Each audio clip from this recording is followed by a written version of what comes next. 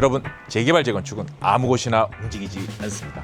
낡았다고 다 되는 것도 아니고 호재가 있다고 바로 사업이 되는 것도 아니죠. 그런데 강동구 고덕동에는 지금 봐야 할 구간이 있죠.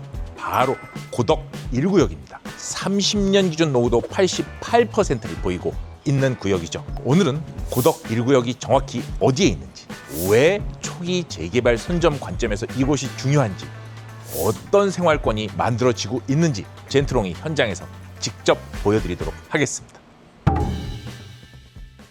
안녕하세요. 여러분의 부동산 나침반 젠트롱입니다. 오늘은 고덕 1구역에 나와 있습니다. 고덕동 536번지 일대이죠. 이 지역은 그냥 흔해 보이는 낡은 재개발 구역으로만 보시면 안 됩니다. 왜냐하면 고덕 일대는 서울 동남권이 확장이 되면서 재건축을 통해 새로운 주거벨트가 만들어진 곳들이 있죠. 거기에 더해서 업무지구 고덕 비즈밸리까지 조성 중에 있습니다. 그중 일부 남아있는 노후 주거지가 재개발 가능성, 그 압력을 강하게 받고 있는 흐름이 이어지고 있죠.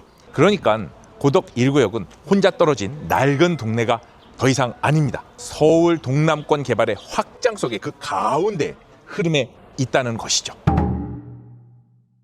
고덕을 이해하려면 재개발과 재건축을 같이 봐야 하죠. 재건축은 낡은 아파트 단지가 새 아파트로 바뀌는 흐름이고, 재개발은 노후된 저층 저밀 주거지가 기반 시설까지 함께 정비되는 그런 흐름이죠. 방식은 다르지만 시장이 보는 핵심은 같습니다. 이 동네가 앞으로 새 주거지로 다시 판이 짜이느냐 하는 그런 문제입니다. 이미 고덕에는 대단지 신축 아파트들이 시세 가이드라인을 만들고 있죠. 30평대 기준으로 보면 이미 20억대까지 가격대가 형성되어 있죠.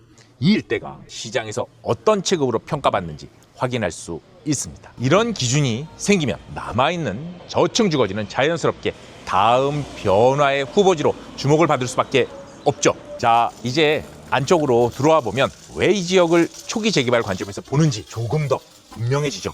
재개발에서 가장 기본적으로 보는 요소, 바로 노후도입니다. 낡은 건물 몇 채가 아니라 오래된 구역 전체에서 노후된 건축물이 얼마나 차지하고 있느냐. 자, 고덕 1구역 30년 기준 노후도 88%를 보이고 있는 구역이죠. 도로와 보행환경, 생활 편의성까지, 이런 곳은 단순히 오래된 동네가 아니라 주거정비 사업의 필요성이 바로 현장에서 확인되는 그런 구간입니다. 초기 재개발에서 중요한 건 미래에 가질 수 있는 변화의 가치, 바로 그 변화의 근거가 되는 것이죠. 과거 고덕 1구역 정비구역에서 해제된 이력 가지고 있습니다. 이제 반대를 했던 단독주택 상가 부분 일부는 재척하고 새롭게 빌라 신축을 투자하는 투자 수요가 증가함에 따라 그 부분에 대한 주민 동의율 역시 확장성을 가져가고 있습니다.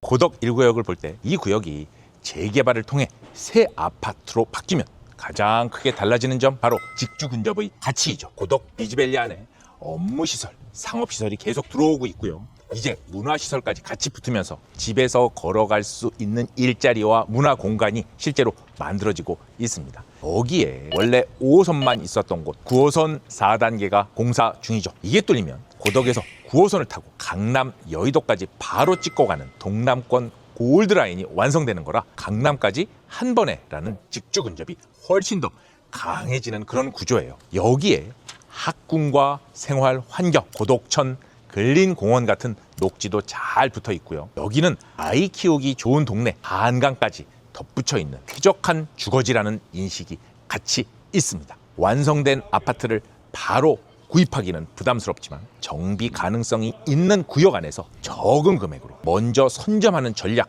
주변 시세와의 간극이 클수록 그 검토 가치는 더욱 커집니다. 이제 투자 관점으로 정리해보죠.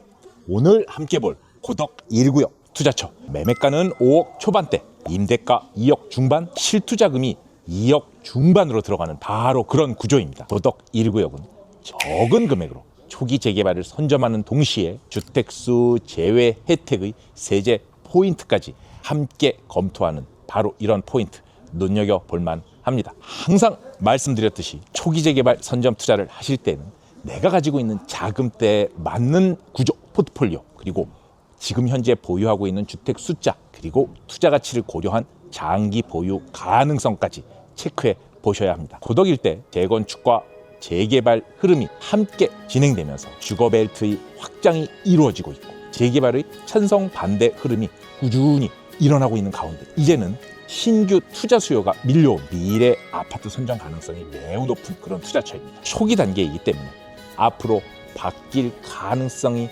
높다라는 곳에 우리는 관심을 가져볼 필요가 있습니다. 지금 이런 내용들 궁금하신 분들 안내되는 번호로 연락 주시고 젠트론 부동산 연구소의 카카오톡 채널로 언제든 문의 남겨주세요. 현장에서 직접 보는 서울 재개발 재건축 이야기 앞으로도 계속 전해드릴게요. 지금까지 여러분의 부동산 나침반 젠트론 TV였습니다.